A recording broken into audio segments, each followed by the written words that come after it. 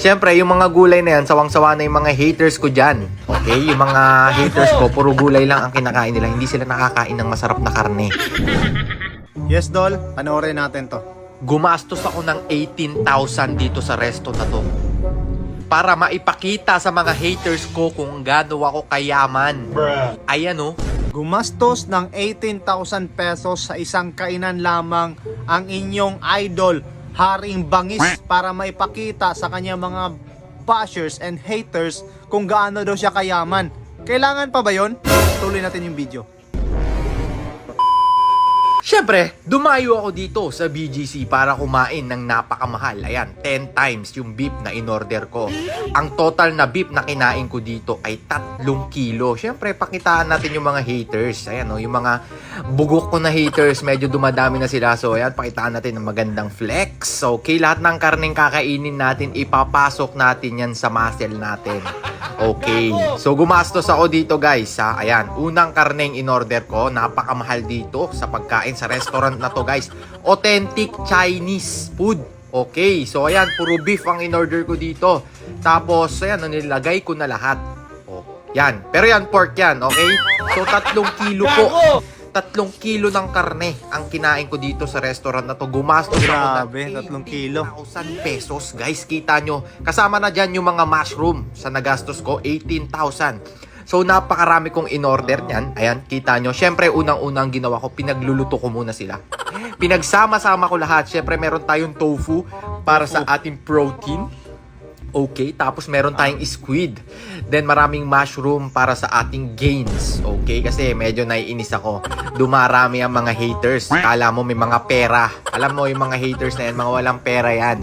Hindi sila makakain sa ganito kamahal na restaurant. Yung mga haters ko lang ha, pero yung mga supporters ko, maning-mani sa kanila yung 18,000, yung mga supporters ko. Pero sa mga haters ko, Tunay ba na walang pera yung mga haters? Malamang, kasi haters eh. Usually kapag haters, having anger towards everyone reaching success.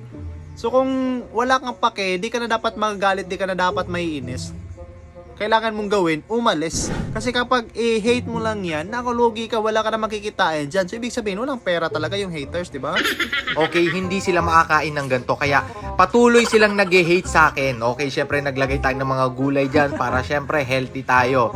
Syempre, yung mga gulay na yan, sawang-sawa na yung mga haters ko dyan. Okay, yung mga haters ko, puro gulay lang ang kinakain nila. Hindi sila nakakain ng masarap na karne. Okay, pero yung mga supporters ko, mga followers ko, yan, mahal na mahal ko yan. Talagang support yan. Talagang masarap, kinakain nila lahat ng gusto nila. Mindset ba? Mindset. Pero yung mga haters natin, iinggitin natin. Okay, hindi kayo makakain neto. Oh. Kasi wala eh. Ang ginagawa nyo lang sa buhay, puro mang hate eh. 'Di ba? Puro hate ang ginagawa nyo. Wala na kayong kaligayahan sa buhay. True. Bakit ba kayo nang hate? Bakit nyo ba hini-hate si Haring Bangis? Ang bait-bait, tumutulong yan. Guys, tumutulong. Mamimigay pa yan sa Pasko. At eto pa, yan, 1 kilo ulit. Ayan, nilagay ko, 3 kilo na yan. Ang daming karne. Okay, so, ayan. Ang tanong lang, naniniwala ba kayo na siya lang yung kakain dito at saka yung kanyang cameraman? Posible. So, syempre, titikman natin yan. Para baka sabihin, medyo naiiyak ako dyan kasi sa mga haters ko, naaawa ako. Okay? So, tinikman ko at napakasarap. Napakasarap ng kinain ko dito. Ayan, umuusok pa sa sobrang init. Ang sarap-sarap kumain talaga kapag mayaman ka, marami kang pera. Yung mga haters ko, kawawa. So, ayun lang, Haring Bangis, kumain na kayo. Let's go, yeah! Yon mga idol. So, ano masasabi ninyo sa content na ito ni Haring Bangis na kung saan kanyang pinapainis yung kanyang mga haters and bashers? Sa mga haters and bashers dyan, nako, gawin nyo na lang content yung inyong hate at saka yung inyong mga bash. Yung instead na mag-comment kayo ng mga hate nyo dyan sa comment section, humarap na lang kayo sa camera at magawa na rin kayo ng content. Yung mga haters ko rin pala sa nagsasabing puro na lang ako reaction ng mga video ng iba, puro na lang ako remix, puro na lang ako ganito ganyan dahil ko pang nagtatrabaho sa radyo. Nagtrabaho naman talaga ako sa radyo dati. nagko-commentary naman talaga ako sa radyo dati. Kaso nga lang, hindi ko na kailangan pumunta pa doon sa radio station para makagawa ng ganon. Kasi may Facebook eh. At nandyan naman kayo, nanonood, nakikinig sa akin. Kumikita pa rin ako. Thank you for watching mga idol. Don't forget to follow if you like to watch more videos. And marami pa tayo na sa ating timeline.